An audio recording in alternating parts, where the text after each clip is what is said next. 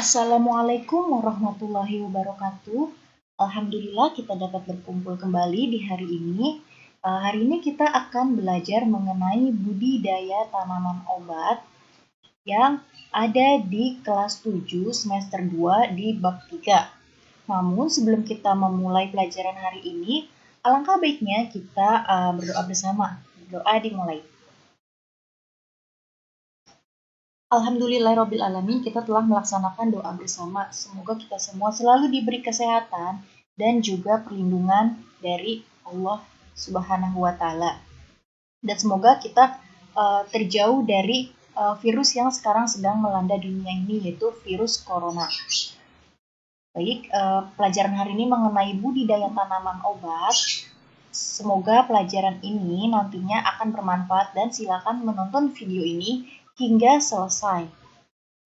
Baik, pertama yang akan saya sampaikan di sini adalah pengertian tanaman obat. Nah, jadi tanaman obat ini adalah jenis tanaman yang sebagian atau seluruh tanamannya digunakan sebagai obat, bahan, atau ramuan obat-obatan.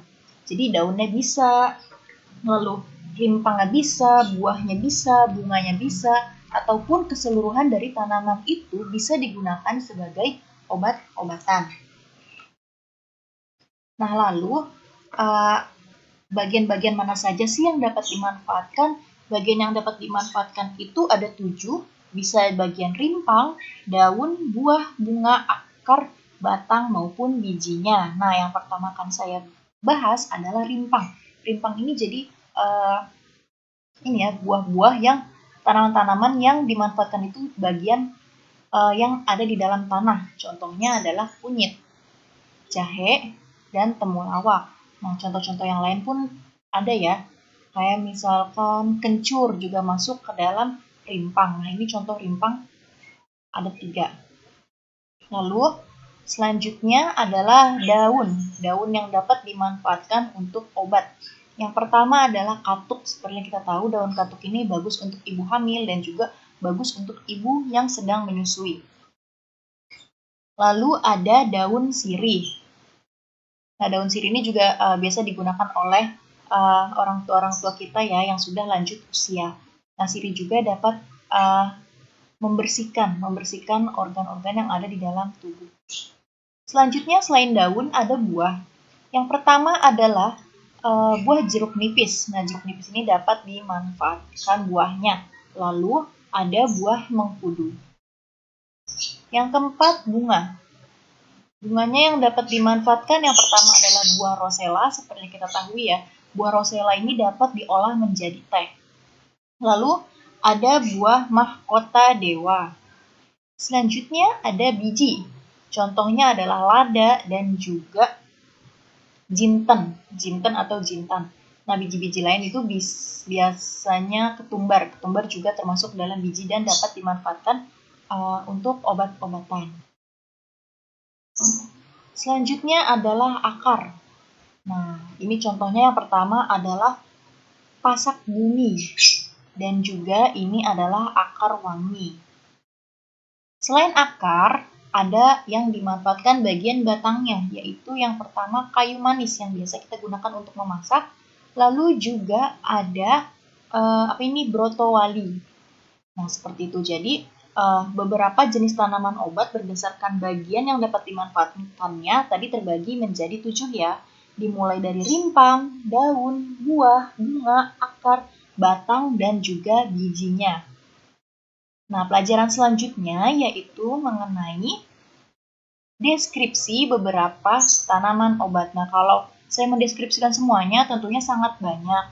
Nah, di sini saya akan mendeskripsikan hanya 4 tanaman ya, sesuai yang ada di buku paket prakarya kelas 7 semester 2 di bab 3 yang diterbitkan oleh Kementerian Pendidikan dan Kebudayaan Republik Indonesia. Nah, tanaman yang pertama adalah jeruk nipis. Nah, masih ingat tadi jeruk nipis apa yang dimanfaatkannya? Jeruk nipis yang dimanfaatkannya adalah buahnya yang memiliki nama Citrus aurantifolia. Nah, ciri-cirinya adalah memiliki banyak dahan dan ranting ya pohonnya. Lalu menyukai sinar matahari langsung. Jadi semakin bagus sinar matahari secara langsung, maka pertumbuhannya akan semakin baik. Lalu buah yang sudah tua rasanya asam, jadi dia tidak bisa menjadi manis ya. Kalau jeruk nipis itu tetap asam. Dan manfaatnya apa sih jeruk nipis itu? Manfaatnya adalah dapat mengobati batuk, influenza, demam, sembelit, dan juga bau badan. Nah, jadi kalau kalian memiliki keluhan-keluhan seperti ini, kalian dapat menggunakan jeruk nipis. Nah, selanjutnya adalah buah apa ini?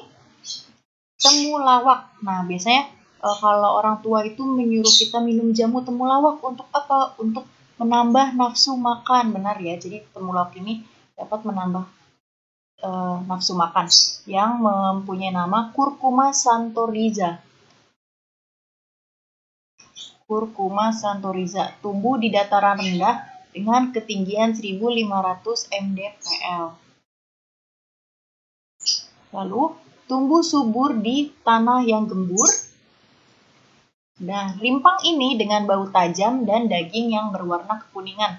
Ya, kita bisa lihat ya. Kita bisa lihat di sini, nih. Ini warnanya kuning ya, seperti kunyit, namun dia bukan kunyit. Nah, dari teksturnya juga nih ya, dari teksturnya berbeda ya, teksturnya berbeda dengan kunyit. Nah, selanjutnya, apa sih manfaatnya? Manfaat temulawak ini untuk mengobati MAH, sembelit, sariawan, cacar air, asma, dan juga sakit kepala. Nah, biasanya diolah ya, direbus dengan air yang panas, didiamkan lalu diminum. Selanjutnya ada daun sirih. Nah, tadi yang seperti saya katakan, daun sirih biasanya digunakan oleh orang tua untuk menyiri atau enggak untuk para wanita ya, bisa menggunakan sirih. Nah, sirih ini memiliki nama piper beetle. Nah, ciri-cirinya yang pertama adalah tumbuhan rambat. Jadi, daun sirih ini tanamannya merambat di dinding atau di mana saja ya. Dia tuh merambat pohonnya, mau sirih merah ataupun sirih hijau, itu tumbuhannya merambat. Lalu yang kedua, menyukai tempat dengan cahaya matahari penuh, sama dengan buah jeruk tadi ya, jeruk nipis sama. Nah, manfaatnya apa? Digunakan untuk mengobati bau mulut, sakit gigi, keputihan, eksim, dan alergi.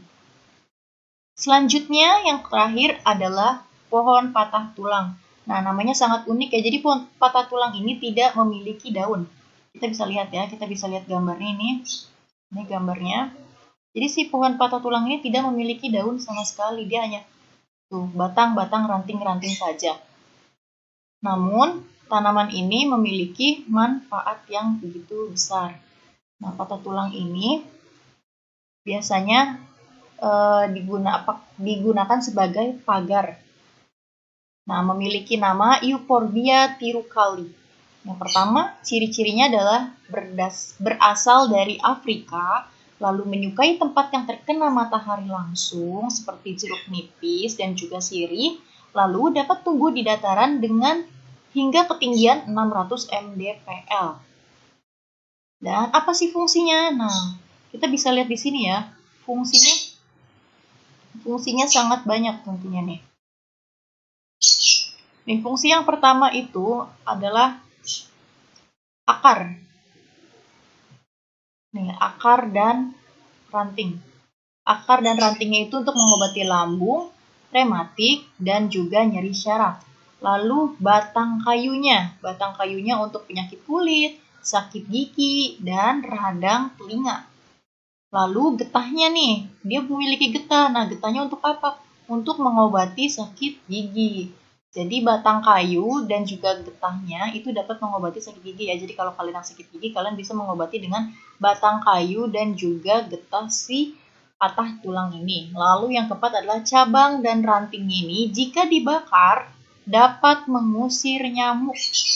Nah, begitu banyak bukan manfaat dari patah tulang ini? Baik, kita lanjut ya. Selanjutnya adalah sarana produksi budidaya tanaman obat. Jadi tanaman obat pun memiliki sarana-sarana yang harus kita penuhi agar tanaman obatnya itu dapat berproduksi dengan baik. Nah, sarana apa saja sih yang diperlukan untuk memproduksi budidaya satwa harapan?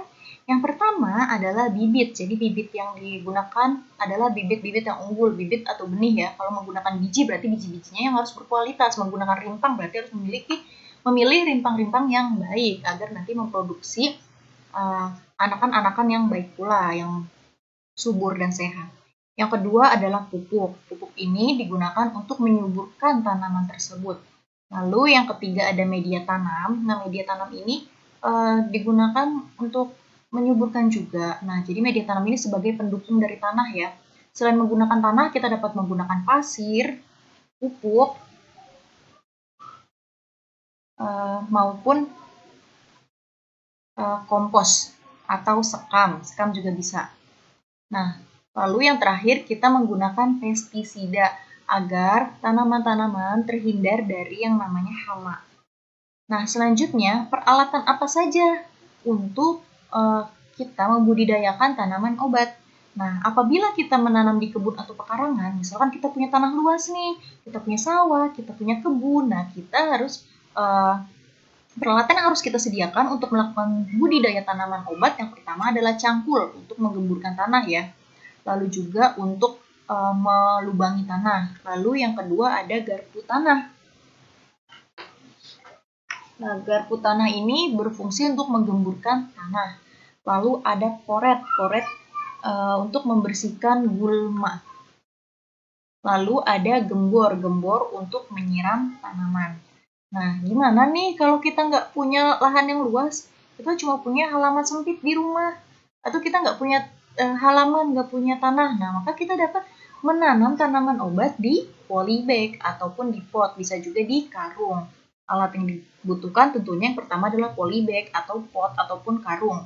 Lalu yang kedua adalah sekop untuk mengambil media tanam dan dimasukkan ke dalam polybag. Dan yang terakhir adalah cangkul.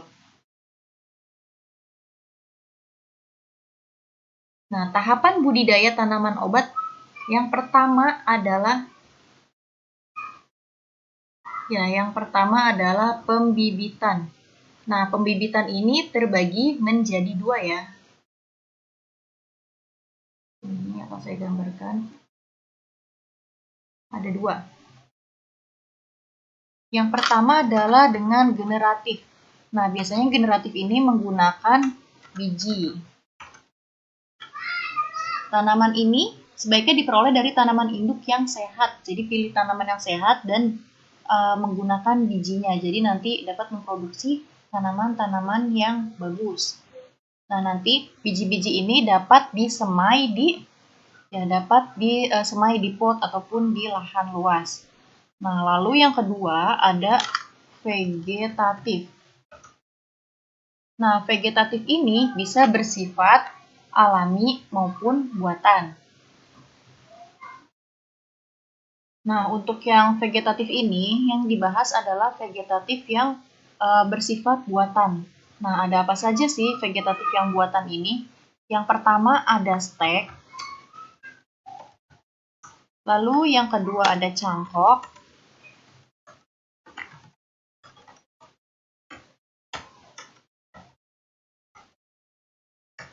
Mohon maaf ya, ini agak lambat.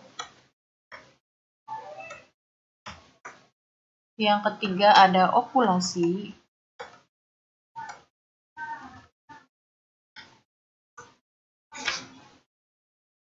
Ya, jadi kalau stek ini kita ngambil batangnya, lalu batangnya ini kita potong runcing, setelah itu kita tancapkan ke tanah. Nah, itu untuk okulasi. Nah, sedangkan yang untuk cangkok, nah cangkok ini biasanya kita batang besarnya, bukan batang utama, tapi batang rantingnya, tapi yang besar itu kita kupas. Nah, setelah kita kupas dan dikeringkan sehingga kambiumnya hilang, setelah itu diberi tanah dan disiram setiap harinya hingga tumbuh akar. Nah, lalu yang ketiga ada okulasi. Nah, okulasi ini menggabungkan mata tunas satu tumbuhan pada batang tumbuhan yang lain, jadi ditempel. Teknik ini biasanya digunakan untuk memperbanyak tanaman obat seperti kayu manis, pala, dan belimbing bulu. Ya, seperti itu.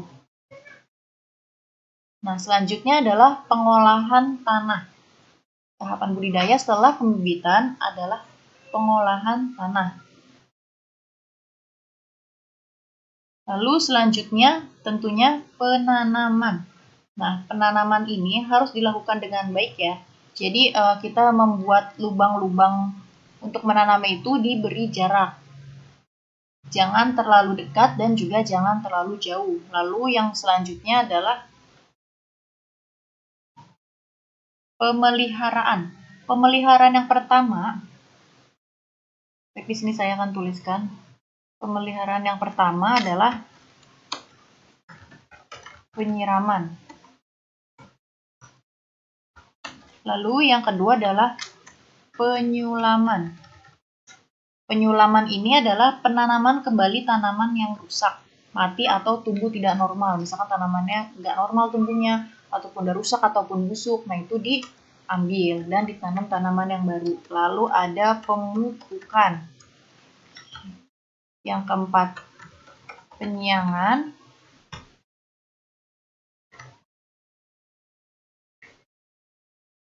Nah, penyiangan ini adalah penyiangan gulma yang harus dilakukan agar tidak ada kompetisi antara tanaman budidaya dan gulma. Jadi gulma itu seperti tanaman pengganggu ya, jadi nanti dipilih mana tanaman pengganggu, mana tanaman obat. Nanti tanaman pengganggunya ini dapat kita buang. Lalu ada pembumbunan.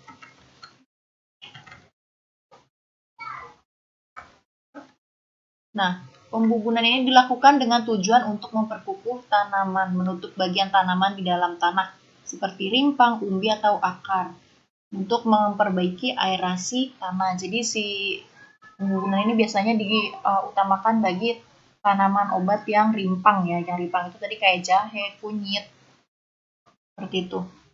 Lalu yang terakhir adalah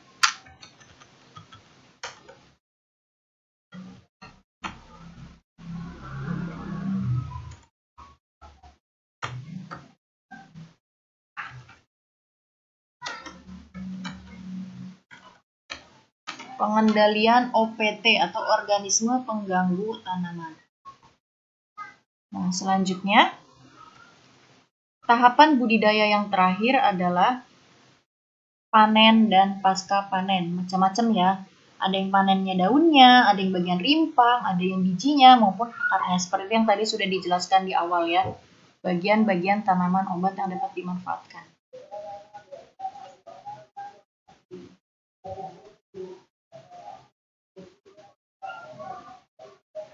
Seperti itu. Alhamdulillah ya, pelajaran kita sudah selesai.